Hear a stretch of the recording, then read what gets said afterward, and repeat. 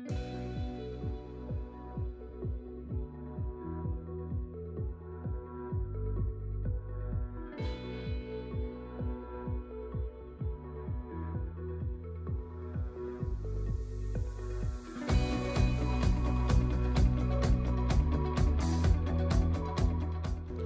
buenas noches.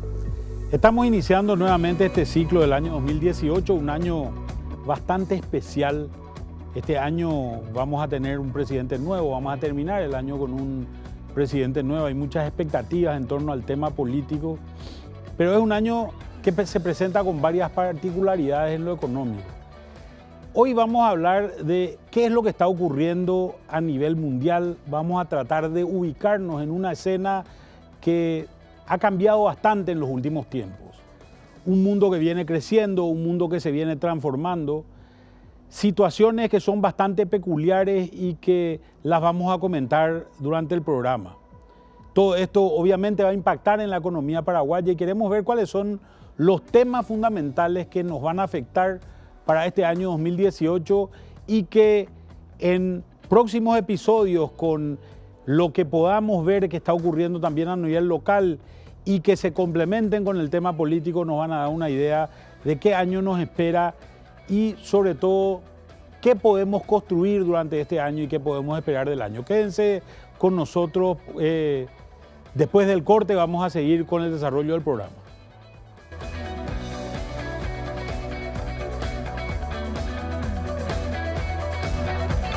Cuando se presentan perspectivas económicas, la realidad del Paraguay no es ajena a lo que sucede en el resto del mundo, menos en un mundo globalizado e integrado como en el que vivimos. Los principales indicadores económicos señalan una importante recuperación, con mayores tasas de crecimiento económico, mayor demanda mundial y tasas de inflación que aumentan gradualmente. Además, se espera que continúe la estabilización de los precios de los productos agrícolas, mientras los precios del petróleo se incrementan levemente, como consecuencia del acuerdo entre productores de petróleo que seguiría hasta finales del 2018. En tanto que si la mirada se sitúa a nivel regional, Brasil está mostrando señales de recuperación, reflejados en una recuperación del crecimiento luego de reducciones continuas de su Producto Interno Bruto desde el 2013. En cuanto a la inflación brasileña, esta se viene frenando, el real se muestra relativamente más estable y el déficit fiscal una reducción. Todo lo anterior resume que pese a las primeras señales de avance, queda mucho aún por delante, principalmente en materia fiscal. En el mismo sentido, la recuperación de Argentina también es lenta. El déficit continúa siendo un serio problema. La inflación viene bajando, pero sigue alta y se proyecta que el Producto Interno Bruto crecería a tasas moderadas. En el primer programa del 2018, Manuel Ferreira analiza el mercado internacional y su influencia en Paraguay.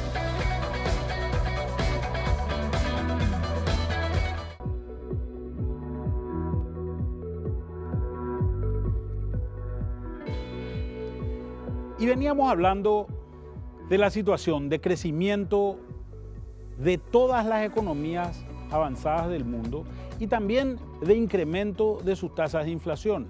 Decíamos también que a esto los bancos centrales posiblemente reaccionen con incrementos bastante más importantes también de las tasas de interés para poder controlar estas subas en los precios que se pueden encontrar. ¿Qué es lo que estamos viendo en términos de política monetaria? Estamos viendo dos situaciones bastante peculiares, que son las situaciones que queremos comentar. Por un lado, la zona euro y Japón, con tasas todavía muy planchadas. Son países que vienen iniciando sus procesos de crecimiento, a pesar de que ya están en auge sus economías. Todavía hay zonas diversas donde se quieren expandir en algunos casos, y por eso un sostenimiento, sobre todo en Japón todavía, de una tasa de interés en valores cercanos al cero. Sin embargo, ya esperamos incrementos también en la zona europea, y Japón ya ha iniciado también un proceso de crecimiento de su tasa de interés. Por otro lado, Estados Unidos ha abandonado una política de expansión de la cantidad de dinero ya en el año 2015, y hoy lo que estamos viendo son subas importantes que posiblemente van a continuar durante el año 2018 y parte del año 2019. Estados Unidos ha sufrido un cambio importante en la gente que maneja su política monetaria, dado que se ha cambiado el presidente de la Reserva Federal. Hemos pasado a tener una nueva persona que está comandando la autoridad monetaria en los Estados Unidos. Y vemos que este señor, que se llama Jerome Powell,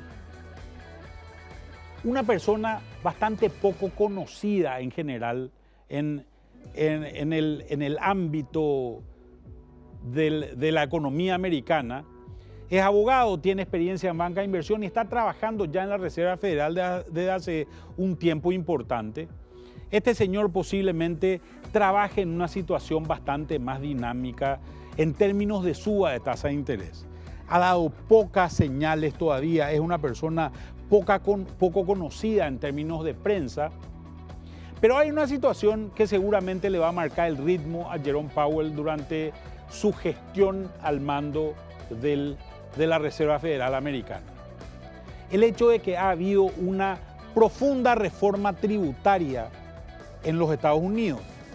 ¿Qué significó esta reforma tributaria? Significó básicamente una reducción del impuesto a la renta de 35% a 21%. Cuando decimos la tasa del impuesto a la renta promedio en los Estados Unidos era del 35%, en realidad esta tasa de 35 terminaba teniendo un valor de alrededor del 27 porque había una serie de excepciones que eran usadas por casi todas las empresas y esas excepciones le permitían a estas empresas tributar menos de lo que tenían. Hoy lo que se hizo fue bajar la tasa directamente de 30 a 21 y eliminar todas las excepciones, con lo cual hay una baja de tasa efectiva de 27 a alrededor de 21%. Por otro lado, el otro elemento importante es el cambio de un sistema mundial a un sistema territorial. Es decir, anteriormente teníamos una economía americana que, como sabemos, es sede de muchas multinacionales en todo el mundo y que generaba un gravamen no solamente sobre esa multinacional en su local en los Estados Unidos, sino que generaba también un gravamen sobre todas sus sucursales por fuera. Ahora hemos pasado a un sistema territorial, el gravamen se da solamente a aquella sucursal o aquella central que se tiene en los Estados Unidos. Con lo cual esto ha permitido el ingreso de grandes capitales a la economía americana y a una disponibilidad de dinero que posiblemente anteriormente no se tenía. Obviamente esto significa una recaudación mayor para el fisco americano de lo que se tenía anteriormente, a pesar de que la tasa sea inferior. Sin embargo, cuando se empiezan a hacer cálculos, se puede notar que la recaudación total de los Estados Unidos posiblemente sea una recaudación inferior a la recaudación que se tiene o que se tenía anteriormente. En términos fiscales, esto implica que el gobierno de Estados Unidos va a tener una pérdida más grande o va a tener un déficit más grande que el que tenía anteriormente y posiblemente va a tener que salir a financiar ese déficit. Obviamente, esta experiencia es una experiencia que ya los actores económicos en general la pueden manejar. Y básicamente se empieza a traducir en dos cosas, un elemento totalmente contrario al que decíamos anteriormente.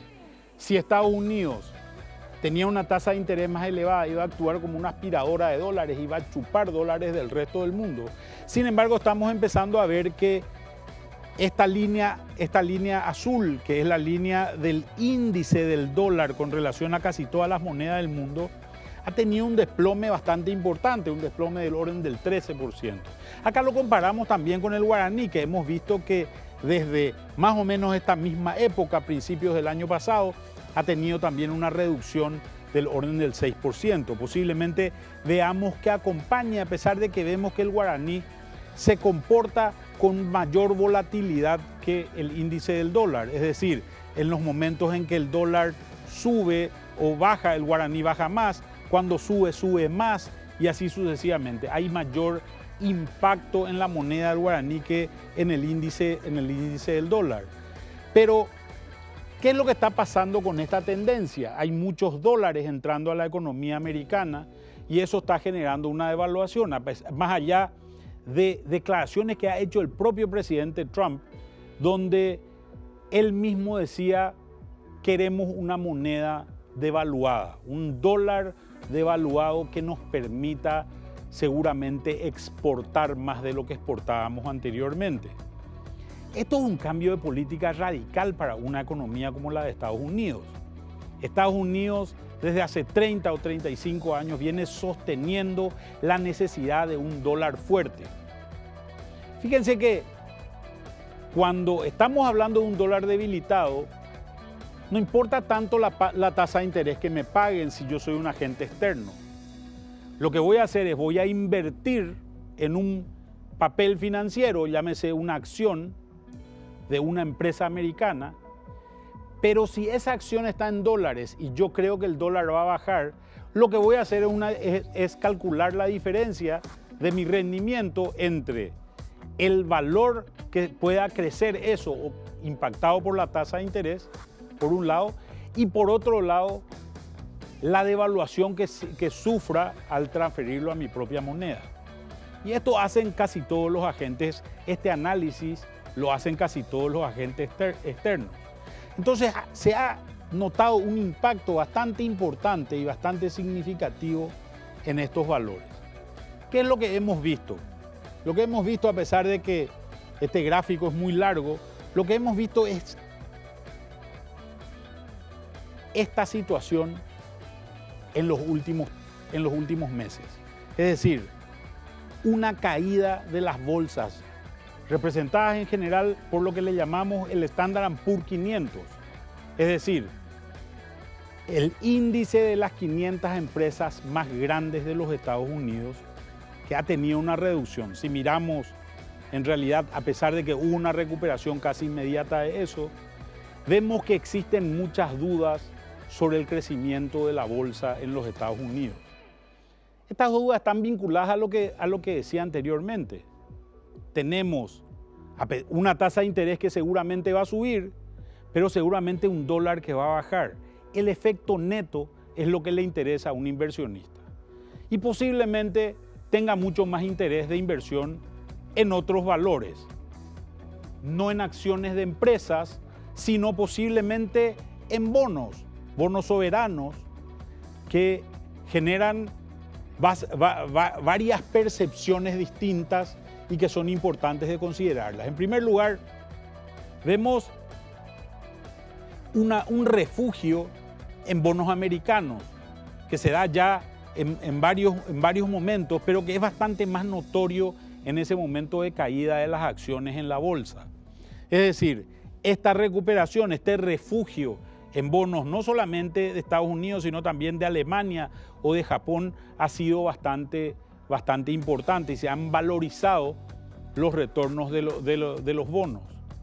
Fíjense que Estados Unidos, con esta política que estaba planteando, la política de, por un lado, generar un dólar más blando, un dólar más bajo en las distintas economías del mundo, y por el otro lado subir las tasas de interés, está generando una incertidumbre en los mercados que se refugian en papeles más seguros, como son bonos alemanes o bonos americanos mismos. Pero también le está generando un impacto. Estados Unidos tiene la necesidad de seguir siendo la moneda del mundo, de seguir siendo la moneda con la que mayor cantidad de transacciones se hacen en el mundo. Cuando consideramos esa situación, vemos también que a Estados Unidos le interesa que esta moneda no esté tan baja y que los inversionistas quieran invertir en ella. Porque con esta tasa de interés y con esta nueva tasa de impuesto que ha generado, está generando también un mayor déficit fiscal que lo tiene que financiar. Estados Unidos necesita ser atractivo para el resto del mundo.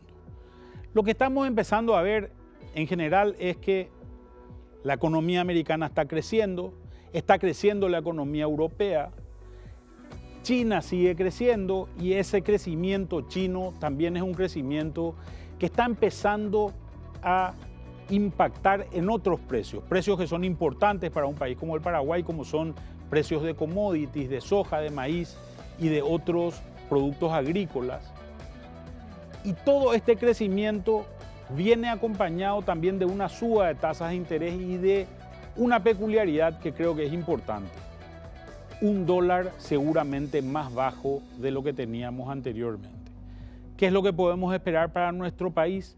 Y posiblemente tasas de interés en dólares más altas, pero por otro lado, un tipo de cambio que se va a mantener en un valor mucho más bajo de lo que ha tenido anteriormente. Las expectativas de crecimiento del dólar durante el año 2018 posiblemente van a estar muy controladas y vamos a esperar un dólar que incluso posiblemente en la segunda mitad del año tenga una cotización menor que la esperada hoy.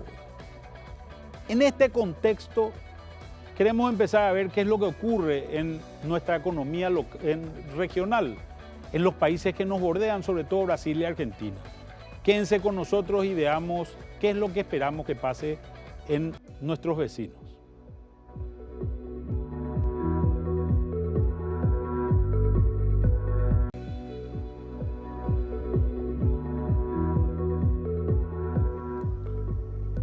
Y bueno, estamos acá para hablar de lo que va a ser la economía internacional durante este año.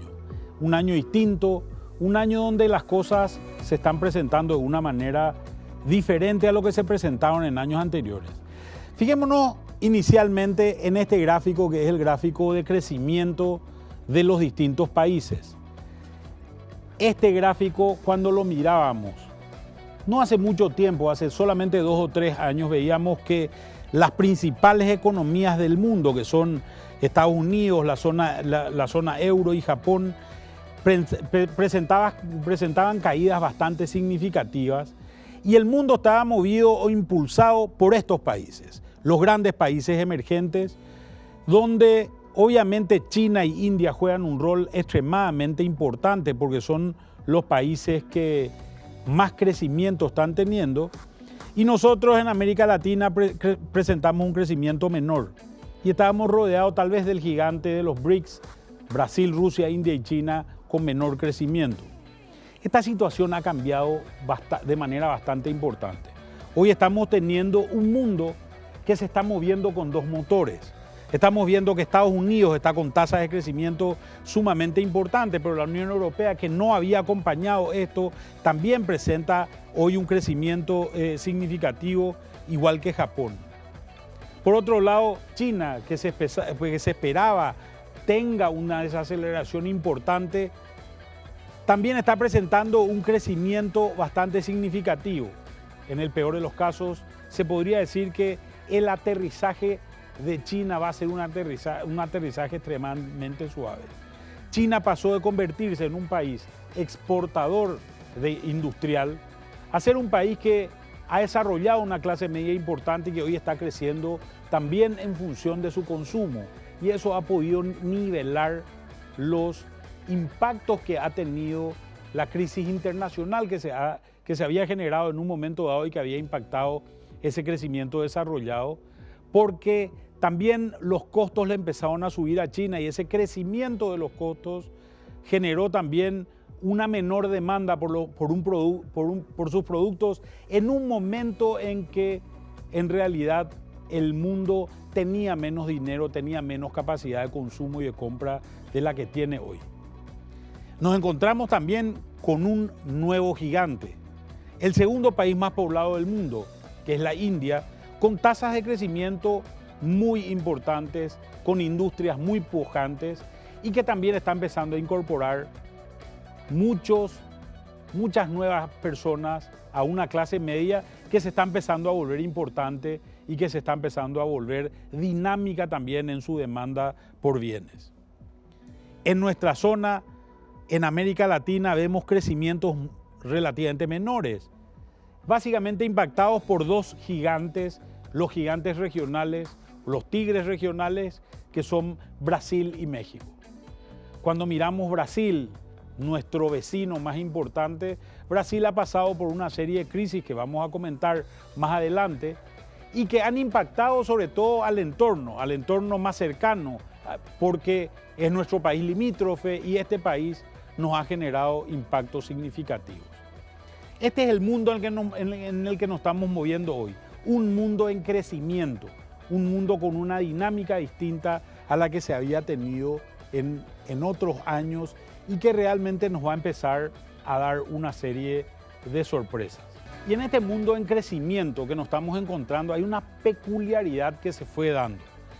Si ponemos a observar este gráfico, que es el gráfico de ciclos económicos, vamos a ver que el año 2009 era un momento de crisis para todos los grandes países del mundo, entre ellos Estados Unidos, Japón y toda la zona euro. Todos entraban en recesión, una recesión que les costaría por lo menos un año en salir de ella. Sin embargo, después de un proceso de recuperación que se da en el año 2010 o 2011, empezamos a ver que si bien Japón y Estados Unidos pueden sostener ese crecimiento, vemos una caída bastante significativa en Europa. ¿Y qué es lo que vemos? Vemos una diferencia de ciclo económico. Cuando Estados Unidos y Japón empezaban a madurar en su ciclo, empezamos a ver también que el impacto se genera en la zona euro. Los problemas de Grecia se presentan en ese momento, se presentan todos los problemas del sur, en España, en Italia y otros países del sur, sobre todo de la región, que son los países más impactados por una crisis de deuda que genera impactos muy significativos. Alemania, el gigante europeo, tiene que salir a sostener esta situación y el impacto se genera de manera muy significativa. Esto terminó derivando en lo que hoy conocemos como el Brexit, la salida de Inglaterra, de Inglaterra y del Reino Unido en general, la salida de la Unión Europea, que ha sido o que tiene un impacto bastante importante en la situación de todo lo que es la Unión Europea. La situación hoy es bastante peculiar. Hoy tenemos una situación que desde el año 2014 estamos viendo que todos los países están en crecimiento. Europa se recupera en el año 2014, vemos que también Japón y Estados Unidos están manteniendo crecimiento sustantivo. ¿Qué quiere decir esto? Esto quiere decir que desde el momento que tenemos todos los países en crecimiento, es posiblemente que en este paralelismo que se dan los ciclos económicos de estos grandes países, veamos también paralelismos similares a los que vimos en el año 2009. En algún momento futuro, seguramente vamos a tener el riesgo de que todos los motores se nos apaguen simultáneamente. Y creo que estos pueden ser los peligros, pero son peligros que no van a ocurrir, por lo menos no durante el año 2018. Tenemos expectativas de crecimiento, como habíamos visto antes, importantes en estos tres países que se van a trasladar seguramente al resto del mundo. Por primera vez entonces vemos que el motor del mundo está distribuido en varios países. ¿Y qué es lo que estamos viendo en Estados Unidos? En Estados Unidos vemos que en realidad hay un crecimiento en el nivel de empleo, que después de haber caído a tasas negativas en la capacidad de creación de empleo, ha venido creciendo de manera significativa hasta casi equilibrarse en alrededor de 200.000 empleos generados mensualmente en esa economía. Esto hace que una tasa de desempleo baje de valores de alrededor del 10% a valores que hoy se encuentran muy cercanos a lo que llamamos los economistas el pleno empleo.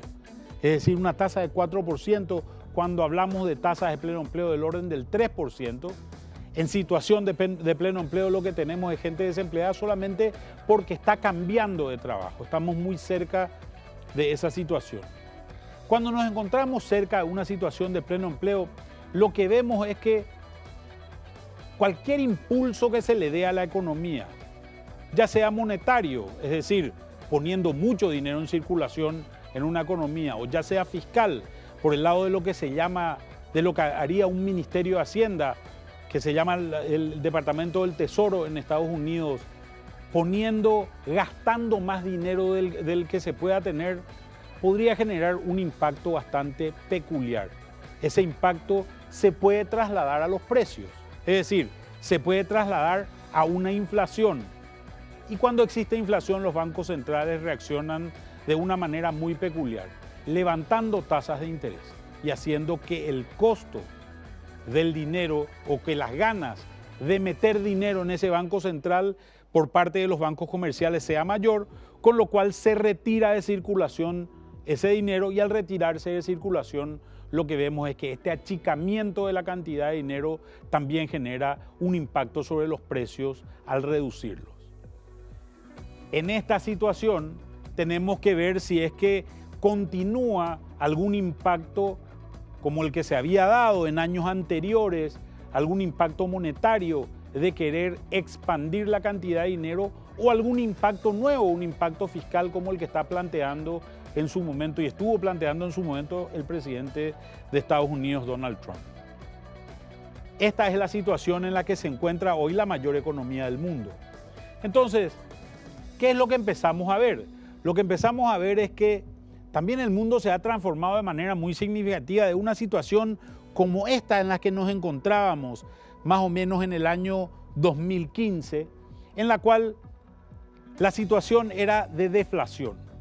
Una situación de deflación tiene la particularidad de que los agentes económicos esperan precios más altos, y al esperar esperan precios más bajos, y al esperar precios más bajos dicen, ¿para qué voy a gastar hoy si seguramente el año que viene el bien que quiero comprar va a ser más barato? Entonces, no cambio el auto, no compro una casa o no construyo una casa nueva, porque digo, esa casa o ese auto me va a salir más barato el año que viene.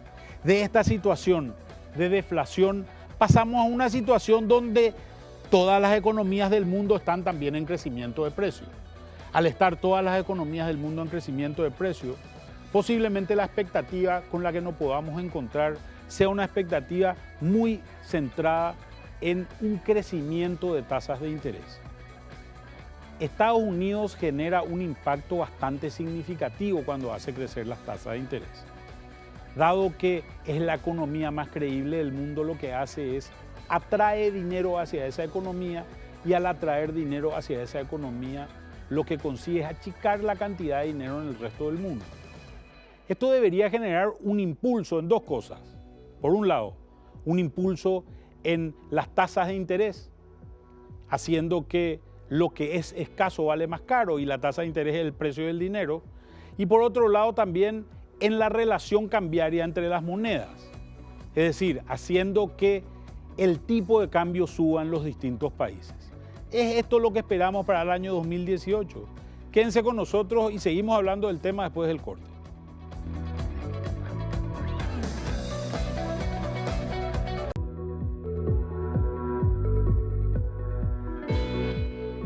Vamos a continuar nuestra discusión del ambiente internacional que rodea a la economía de Paraguay con lo que va a ocurrir en los países vecinos.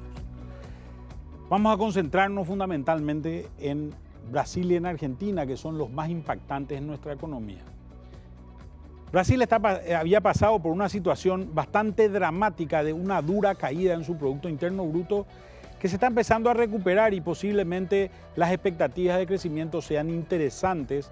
Por lo menos estos son datos que están planteando analistas privados para el año 2018 y también para el año 2019, con lo cual vemos una dinámica que no se estaba viendo antes. Por otro lado, una recuperación es también mucho más sencilla y fácil después de una caída tan significativa.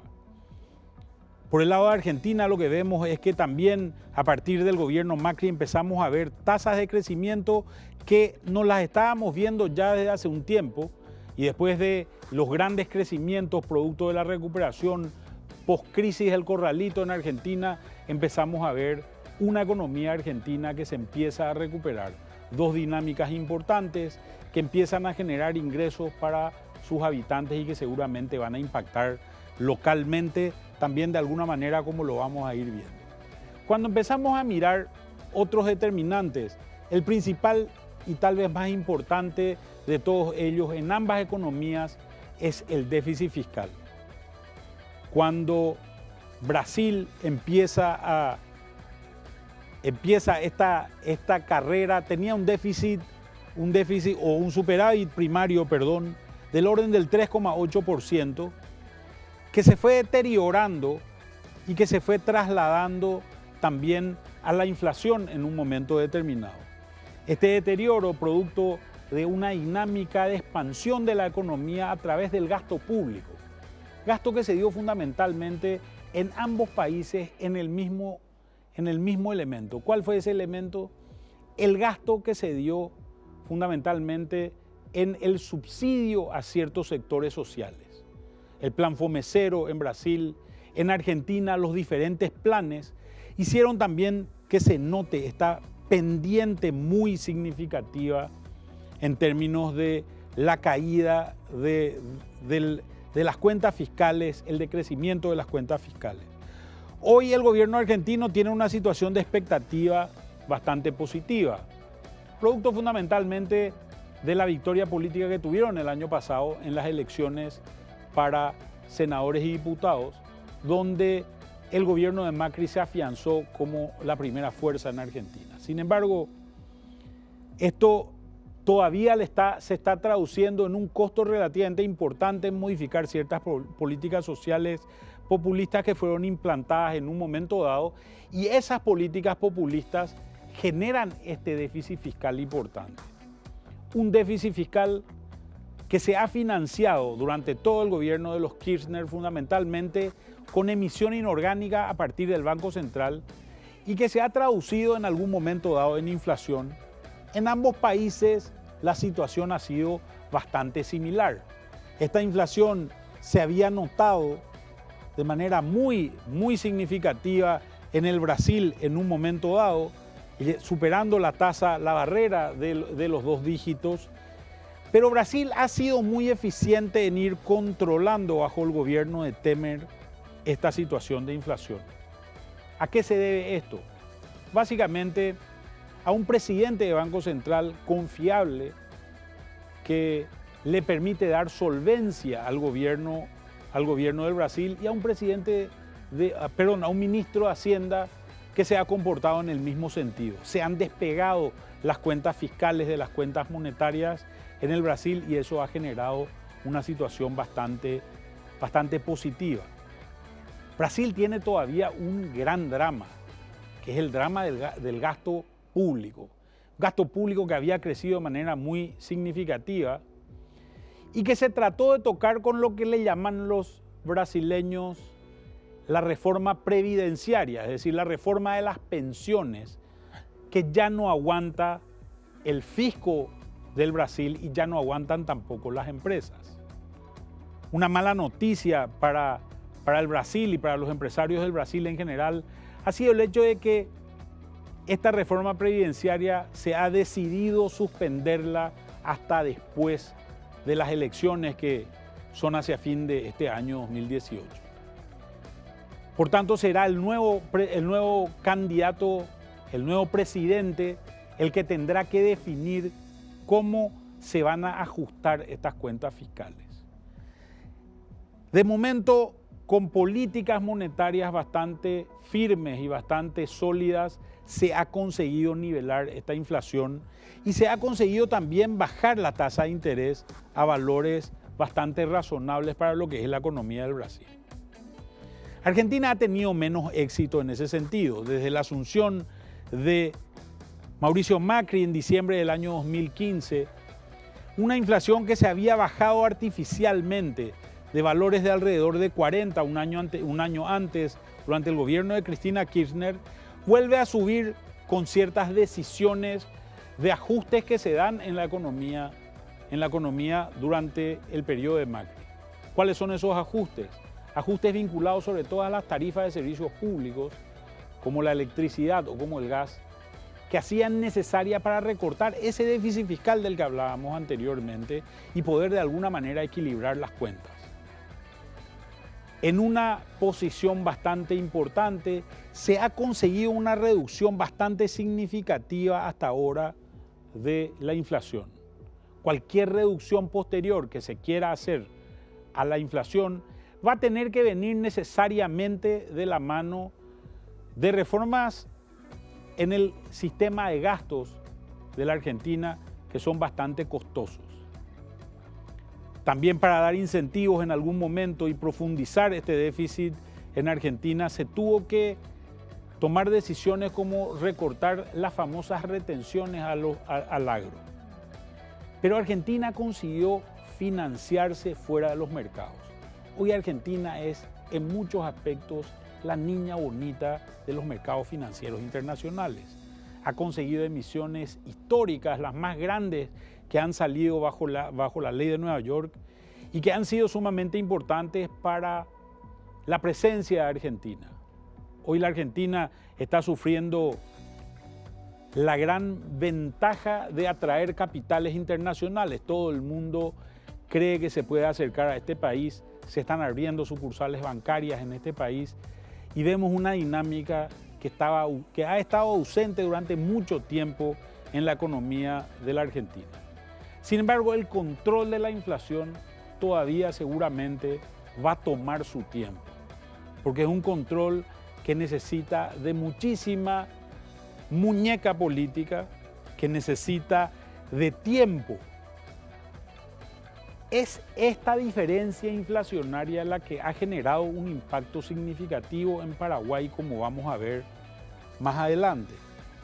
En el Brasil, sin embargo, la situación ha sido distinta. Brasil generó impactos en la economía del Paraguay cuando generó una devaluación del real que alcanzó un valor superior a 4 en un momento dado, partiendo de valores muy bajos, de alrededor de 2. Esto se vuelve a estabilizar en algún momento dado. Ya tenía una caída de casi, una apreciación el real de casi el 21%. En este momento se desnivela toda la frontera con Paraguay. Es decir, es en este momento cuando empezamos a ver que Ciudad del Este, Pedro Juan o Salto Loera dejan de vender. Hoy empezamos a ver una recuperación de las ventas cuando se produce el ajuste del tipo de cambio. Ajuste del tipo de cambio que hoy posiblemente va a evolucionar de manera similar al guaraní y que va a permitir una cierta dinámica en frontera y también va a permitir que aquellos productos que nosotros colocamos en el Brasil, como es el caso del maíz, como es el caso de nuestra carne, como es el caso de productos como el arroz y todo lo que se venda en frontera, seguramente van a tener ventajas de tipo de cambio que van a generar una cierta dinámica en esos precios o por lo menos van a sostener los precios en los valores que estamos viendo hoy. Estos dos impactos, por un lado el de la inflación en Argentina y por otro lado el del tipo de cambio más bajo en el Brasil, han generado esto: un incremento de las ventas en Paraguay.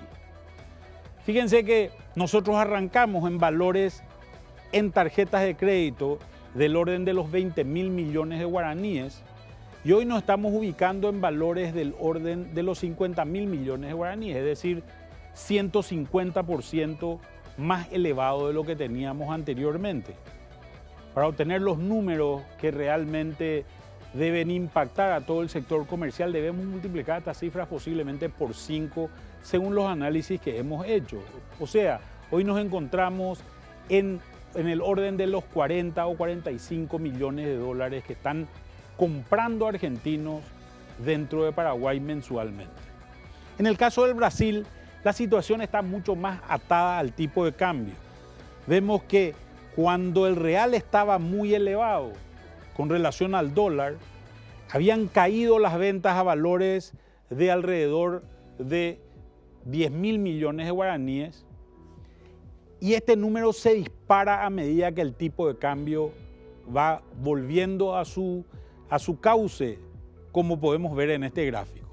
Hoy estamos vendiendo casi 80.000 millones de guaraníes en tarjetas de crédito, número que a nivel comercial debemos multiplicarlo incluso por más de 5, dado que gran parte de las transacciones en frontera son transacciones que se hacen en efectivo y no en tipo de cambio. Y como estamos viendo, lo que esperamos es que sigan las compras de argentinos y brasileños que están llegando a nuestro país y que sigan seguramente incrementando esa demanda agregada que hoy está favoreciendo sobre todo al sector comercial y también al sector de servicios en las fronteras de Paraguay.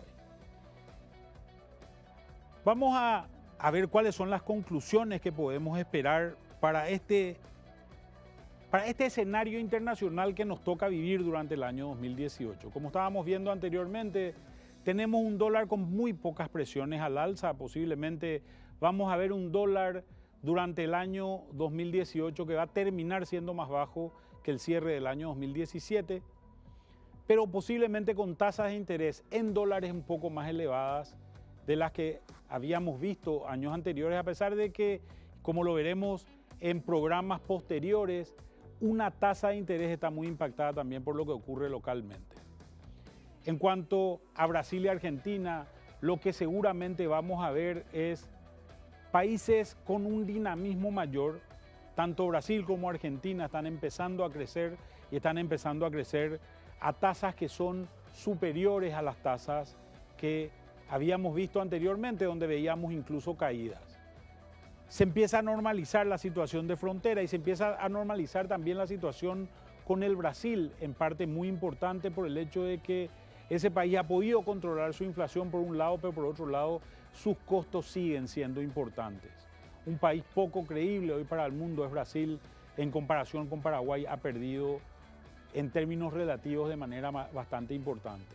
Argentina, por otro lado, que a pesar de las buenas intenciones y las ganas de su gobierno de controlar los precios, no lo está pudiendo hacer de manera efectiva y posiblemente veamos que todavía durante 1 o 2 años esta sea la variable determinante para que los argentinos sigan entrando a comprar a nuestro país. Esta va a ser seguramente la dinámica que, como decía, va a impactar al sector comercial y al sector de servicios de manera significativa. Creemos en general que este escenario es un escenario externo mucho más positivo que el escenario que habíamos visto en años anteriores.